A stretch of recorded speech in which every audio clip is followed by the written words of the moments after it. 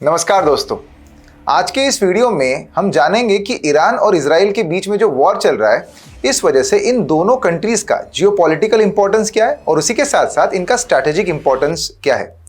Geographical angle से इस particular topic को पढ़ना बहुत ज़रूरी है क्योंकि यूपीएससी में इसमें सवाल आना बहुत लाजमी है।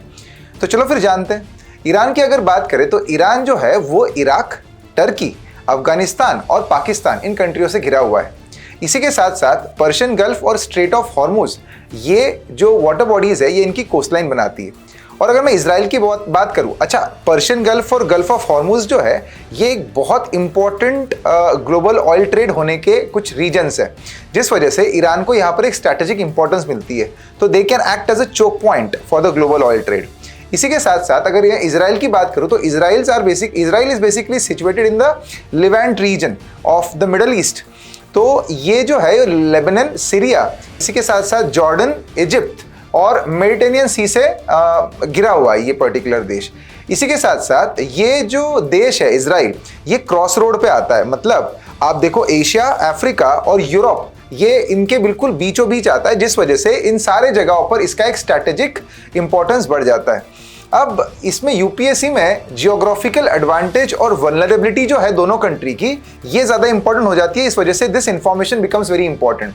Now along with that, what is the proximity and indirect conflict which we can expect in this two countries. हमें सबको पता है कि ईरान और इजराइल जो है इनके बीच में डायरेक्ट बॉर्डर तो है नहीं, इनके बीच में इराक आता है। अगर आप लैंड बाउंड्री देखो तो इजराइल से ईरान तक की जो लैंड बाउंड्री है वो 1500 किलोमीटर के आसपास है। इसी वजह से इन दोनों देशों के बीच में डायरेक्ट कन्फ्लिक्ट होना थोड़ा सा कम ही पॉसिबल है। तो इसीलिए यहाँ पर रीजनल प्रॉक्सीज जो है और इनडायरेक्ट वॉरफेयर जो है उसका इंपॉर्टेंस बहुत ज़्यादा बढ़ जाता है। तो फिर आपने क्या पढ़ना चाहिए? Proxy Wars. प्रॉक्सी वॉर्स में यहाँ पर जो हिजबुल्लाह है, हिजबुल्लाह जो लेबनान स्थित मिलिशिया है, इसी के साथ साथ हमास जो वहीं पर एक मिलिटेंट ग्रुप है जो गाजा में है, और हौतीस जो है यमन के, ये ईरान स्पॉन्सर्ड मिलिशियाज है। ईरान ने इनको स्पॉन्सर इसलिए किया हुआ है because they can act as a proxy war against the Israel. इसी के साथ साथ इजराइल खुद भी प्रॉक्सी वॉर में अगर आप बात करें तो इनडायरेक्टली ईरान के साथ जुड़ा हुआ है। जैसे स्टक्सनेट मालवेयर जो है वो यूएस के साथ मिलकर इजराइल ने बनाया था, जो ईरान की जो न्यूक्लियर फैसिलिटीज है उस पर अटैक किया था। इसी के साथ साथ अलग अलग तरीके के साइबर अटैक्स हो गए, ड्रोन अटैक हो गया, एसेसिनेशन ऑफ इरानियन साइंटिस्ट। अब एसेसिनेशन इरानियन साइंटिस्ट का क्या कि ईरान जब अपना न्यूक्लियर जो बम बना रहा था तो उस वक्त जितने भी साइंटिस्ट उसमें जुड़े हुए थे उसको इनडायरेक्ट तरीके से इजराइल जो है अटैक करता था, और उनमें से कई सारे साइंटिस्ट को उसने मार गिराया भी था। इसी के साथ साथ इजराइल की एक इंटेलिजेंस एजेंसी है जिसका नाम है मोसाद। तो मोसाद के कई सारे लोग जो है वो इरानियन नेटवर्क में घुसे हुए हैं, उनके अंदर इन्वॉल्व है। इस वजह से ईरान की कई सारी स्ट्रैटेजिक और इंपॉर्टेंट इंफॉर्मेशन जो है वो इजराइल तक पहुंचती है। इट इज ऑल्सो अलेज्ड, ये भी कहा जाता है कि कर्दिश ग्रुप जो है जो ईरान के पास है, तो कर्दिश ग्रुप जो एंटी ईरानियन रिजीम है उनको सपोर्ट करने का काम इजराइल करता है। और इसी के साथ साथ ऐसा भी कहा जाता है कि मुजाहिदीन एक खल्क, इसको भी, जिसे MEK कहा जाता है, इसको भी इजराइल सपोर्ट करता है। तो these are the ways in which Israel and Iran, both of them are involve in the proxy wars with each other. अब इसीलिए यूपीएससी में ये कंटेक्स्ट में भी इंपॉर्टेंट हो जाएगा।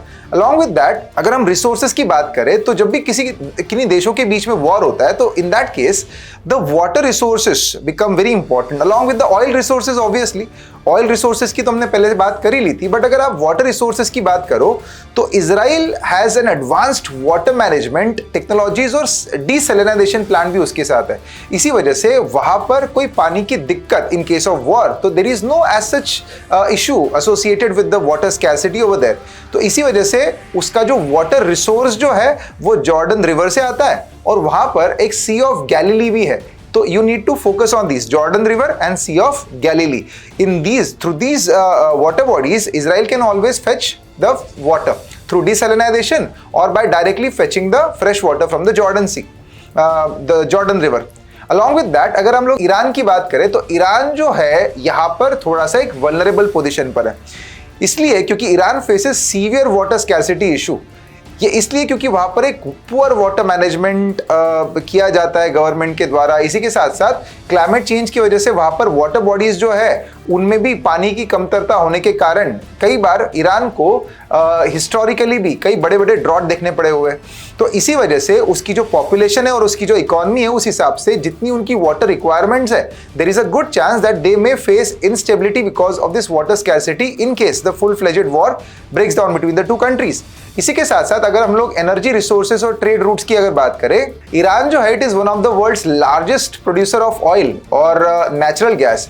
अब ईरान की जो ज्योग्राफिकल लोकेशन है ऑयल प्रोड्यूस करने की या गैस प्रोड्यूस करने की, वो है पर्शियन गल्फ में और स्ट्रेट ऑफ हॉर्मुज में।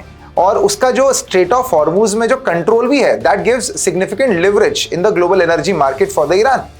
Along with that, if we talk about the Israel, recently Israel has found natural gas, offshore natural gas in Leviathan gas field, which is situated in the Mediterranean region. Mediterranean region में एक Leviathan gas field के पास उसको natural gas मिले हुए, जिस वजह से उसका एक energy economic boost हम लोग कह सकते हैं कि मिलेगा इजराइल को। But still, even today, Israel does not have significant sources of oil resources. तो यहाँ पर एक important aspect आ जाता है। टोपोग्राफी और डिफेंस की अगर बात करें तो ईरान जो है, ईरान ये एक माउंटेनस टेरेन में लाया करता है, जिसमें आप देखो उसके नॉर्थ में और साउथ में जैग्रोस और एल्ब्रूज रेंजेस आती है और बीच में एक वैकेंट स्पेस आती है, एक मैदान की जैसा एक एरिया आता है which serves as a natural defence barrier for the Iran, कि भाई नॉर्थ और साउथ से लैंड रूट से अटैक करना it is topographically very difficult for any military power. Along with that Iran को इस लोकेशन की वजह से एक स्ट्रैटेजिक मिसाइल डिप्लॉयमेंट करने के लिए भी एक काफ़ी मदद मिलती है। Iran also has a very advanced military technology, the missile technology, and because of that it would also add benefit to its overall resources. Israel की अगर बात करें तो इजराइल की टोपोग्राफी काफ़ी वैरिड है, which includes coastal plain along with that central highland और Negev desert भी है उनके पास। अब उन्होंने जब गोलन हाइट्स कैप्चर कर ली थी सीरिया से, तो उसके बाद उनकी स्ट्रैटेजिकली मिलिट्री एडवांटेज जो है वो और ज़्यादा बढ़ गया, इंपॉर्टेंस और ज़्यादा बढ़ गई। The reason being Golan Heights एक हाइट पे सिचुएटेड रीजन है, जिस वजह से एक एलिवेटेड पोजीशन की वजह से उनको एक फ़ायदा मिलता है इजराइल को।